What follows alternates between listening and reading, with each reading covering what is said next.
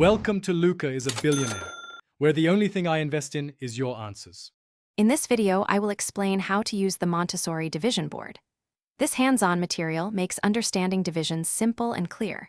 You'll use a green board, 9 small green Skittles, and a bowl filled with green beads.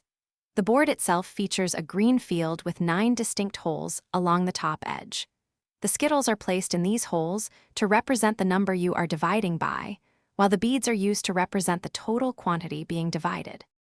To begin, first identify your divisor and place that many green Skittles into the top holes of the board. For example, if you are dividing by 3, you would place 3 Skittles. Next, count out the total number of green beads that represent your dividend and place them in a bowl nearby. The goal is to distribute these beads equally among the Skittles, ensuring each Skittle receives precisely the same quantity. This step is crucial, for while the chase slate edge has strong points, it's important to consider its limitations.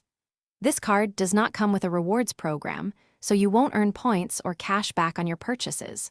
Also, if you transfer a balance after the initial 60-day window, the fee increases to 5% of the transferred amount.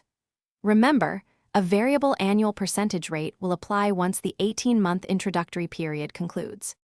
After distributing all the beads, the number of beads directly below any one Skittle is your quotient.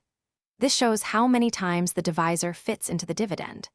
If you have any beads remaining in your bowl that could not be equally distributed among all the Skittles, those beads represent your remainder. This hands-on approach provides a clear, visual representation of division, helping to solidify the concept of equal sharing and grouping for learners.